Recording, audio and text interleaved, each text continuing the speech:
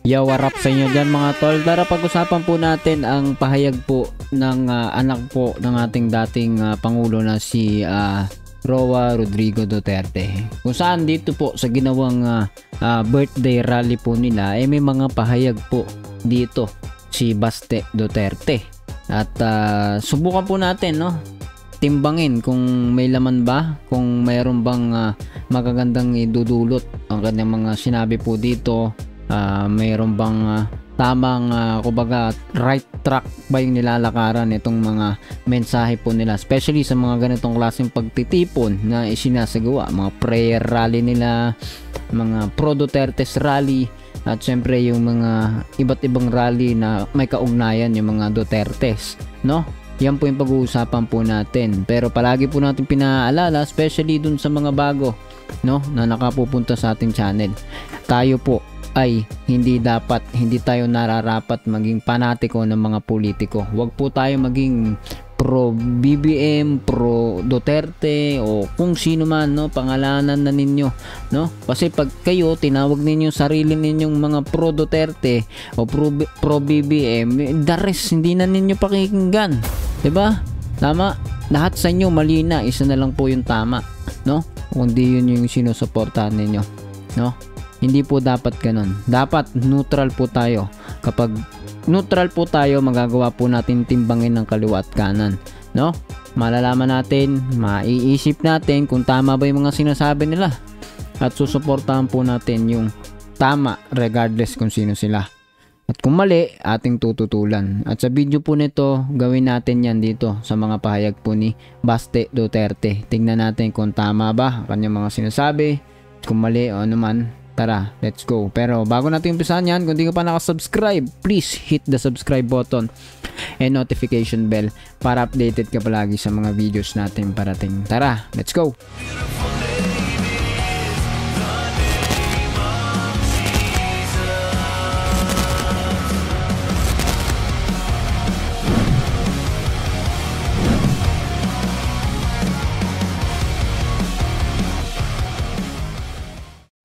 Yon, mga tol, tara umpisahan natin dito sa video po na ito, balita.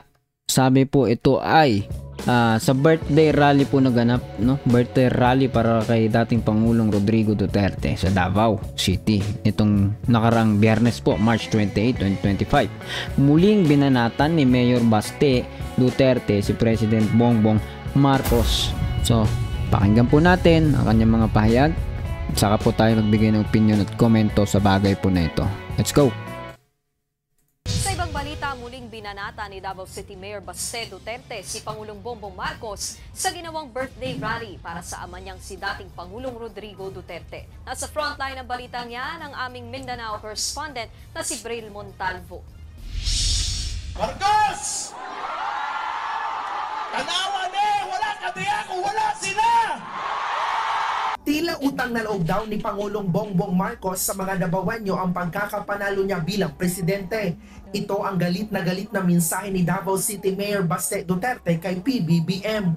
Sinabi niya yan kagabi sa birthday rally sa Rojas Avenue, Davao City ng ama niyang si dating Pangulong Rodrigo Duterte na nakakulong sa International Criminal Court. Matatanda ang running mate ni PBBM si Vice President Sara Duterte noong 2022 national elections. Naging emosyonal din si Mayor Baste dahil ito raw ang unang beses na hindi niya nakasama ang ama niya sa kanyang kaarawan. Imingaw yun sa kong papas, tinuod lang. Noon yung pinakaunang birthday niya nga, wala ko sa makit Binanatan din ng alkalde ang pamimigay ng ayuda ngayong election season. Ganang ayuda, ginagamit nila garon. Waan ninyo tanan! Kung pwede din na mamananghin kay inyohan na daan! Libo-libong supporters naman ng dating Pangulo ang dumalo sa rally. Bukod kay Mayor Baste, present din ang ilang kaalyado ni Digong na sina Senator Bongo at Senator Bato de la Rosa, maging si Philip Salvador. Nagkaroon din ng drone show bilang pagpupugay nila kay Digong. Meron ding mga nag-concert. Ang ilang poste sa gilid ng kalsada may nakakabit na mga pulang laso na may nakalagay na Bring Duterte Home. Higit 2,000 uniform personnel naman ang ipinakalat sa lungsod para sa seguridad. Sa huli, pinasalamatan ng pamilya Duterte ang kanilang mga tao na walang sawang sumusuporta sa kanilang pamilya. Nagbabalita mula sa Frontline, Bril Montalvo, News 5, Mindanao. Yon guys, yan po ang kanyang mga pahayag. At sa unang banda ay maintindihan po natin si Baste Duterte sapagkat ito po yung sentimento niya bilang anak sa kanyang ama. Kung talagang tunay nga po na siya po ay nalulungkot. Pero sa oras po na ito, tignan po natin ano ba yung epekto nito. No? Kasi unang tanong diyan, tama ba yung ginawa kay Duterte? Tama ba yung pag-aresto sa kanya? Ako po'y naniniwala po roon na ginawa ng ating gobyerno yung makakaya nila para isakatuparan legally yung pag-aresto. Marami silang pwedeng ibutas o makita na bagay na parang tila hindi makatarungan, pero 'di ba? Tanungin po ninyo yung sarili ninyo.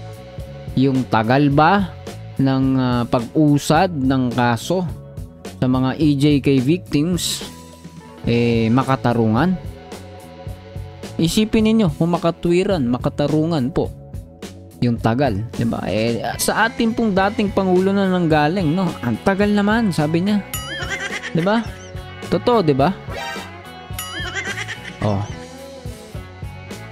Siyempre, yung mga tao na apektado, kawawa naman, mawawalan ng pag-asa. Meron dito nagko-comment sa comment section natin, ha. Naaawa daw tayo. Naawa daw yung mga tao sa mga napatay daw na adik, pero sa mga biktima ng mga adik hindi naaawa. Di wow. 'Di ba? Judgmental 'yan. Paano mo nasabing di tayo naaawa dun sa mga pinatay, mga ni-rape, mga ginawa ng kasama ng mga gumamit ng droga? Nakakaawa yun, syempre.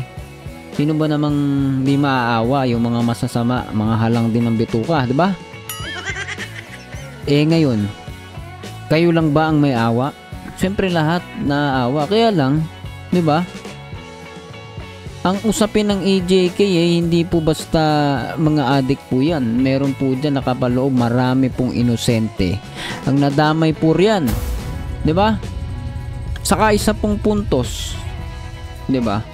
Tingnan po ninyo. Tama naman yung sinasabi niya. No? Pero yung tono mali. Ito po yun, President Marcos. O Marcos. 'Di ba? Hindi nga ninyo nirerespeto yung presidente. Yung panahon po ng eleksyon, 'di ba? Wala kayong sinasabing kahit ano. Sinuportahan ninyo, ikinampanya ninyo. Bakit? Ginamit ninyo yung mga loyalista ng Marcos, tama ba? Ginamit ninyo yung mga tao sa lugar nila para makuha rin ang boto sa pagka-vice presidente. Ha? Bakit pumayag kayo na si Bongbong Marcos ang tatakbong pangulo at ikalawa lamang si Sara Duterte? Gusto pala ninyo magpresidente siya. Parang ang labo po yata nun. Bakit inalaw ninyo yun? Diba? Nahiya ba kayo? Baka nakalkulan nyo hindi mananalo? Ganun ba? And now ngayon, binabanat nyo ganiyan. Doon ako nagko-question. Hindi dahil sinusuportahan natin si Bongbong Marcos, kundi questionable sa akin yun. Bakit ngayon? Something fishy. Ngayon, yung sinasabi nito ni Baste Duterte na Marcos, tignan mo ang mga tao dito, di ba? Wala ka diyan sa pwesto mo kung wala ito sila. Talaga naman lahat naman parte ng pagboto kung botante ka, di ba? Common sense yun. Kung walang bilang sila, wala silang boto, 'di ba? May epekto sa botohan. Kung ilan lang ang bumoto, may kwenta 'yon, may bilang, may kalkulasyon. Natural 'yon. Bakit yung tatay mo ba nung naging pangulo? Wala bang bilang, wala bang Wala bang boto na sinasabi, gaya ng sinasabi mo, wala ka dyan sa pwesto mo kung wala ito sila? Bakit yung tatay mo, nahalal ba nang wala ang mga supporter ni Bongbong Marcos? 'Di ba? Pareha kayong mga partido, pareha kayong may mga baluarte kung saan marami kayong supporter. Kaya tinatawag na baluarte kasi diyan kayo kilala, 'di ba? Pero sa katunayan, pareha ninyong kinailangan ng isa't isa. At ngayon, 'di ba? Lumalabas plastikan lang ba 'yon, yung kampanya na 'yon? Ha? Tignan po ninyong maigi, 'di ba? Yung pagbanat, pagtuliksa, dapat pinag-iisipan po ng mga supporter po iyan. Ako po, personally, naiboto ko po noon si Digong, si Duterte. 'Di ba? Meron pang bowler na ganyan, 'di ba? Alam niyo 'yon? Mga walang alam doon, 'di ba? Hindi nyo alam 'yon. Meron pong pinakalat noon, bowler, uso po 'yan. Naiboto po natin si Duterte at nagustuhan po natin, 'di ba? Lahat tayo halos natutuwa noon eh. Pero, 'di ba? Ano pong nangyari kalaunan? Kabaliktaran, imbis na matuwa po tayo. 'Di ba? Masakit tanggapin na yung kinatutuwa natin noon kabaliktaran. Lately, yun po yung nangyari, kabaliktaran. Tignan po ninyo yung mga pahayag po dati ng ating dating Pangulo na siya po ay magje-jetski, maglalaban niya yung karapatan ng Pilipinas. Ano pong komento niya nung yan po'y punahin ng mga tao? Sabi mo, ipaglalaban mo Pilipinas, itatanim mo yung watawat ng Pilipinas, magje-jetski ka pa. Anong sagot po dyan ng ating dating Pangulo? Tignan po ninyo. Play po natin dati yung mga pananalita. Maiksi na lang po yung play natin, ha. Kayo na pong balang manood ng buo dyan. Lalagay ko po sa description ng video na to at sa comment section. Panahon sa kampanya yan. At saka yung biro na yun. Yung we call it bravado. Yung bravado ko, basta pure campaign joke. At kung naniniwala kayo sa kabila, pati na siguro si Carpio, pati I would say that you are really stupid. Okay. Stupido daw po ang mga naniwala noon. Grabe, no? So, pure campaign joke. Tignan po niyo sa unang bahagi. Isa pang sinabi po ng ating dating Pangulo, hindi po natin gustong sabihin itong mga bagay na to. Kaya lang, ang dami pong hindi nakakaunawa hanggat hindi nakakarinig, hindi tinatamaan. Na ang sinusuportan po ninyo ay ito po. Tignan po ninyo mga pahayag pa niya sa unang banda. Now, let us end this with an explanation itong jet ski bruhahan. Alam mo, panahon ng kampanya yon.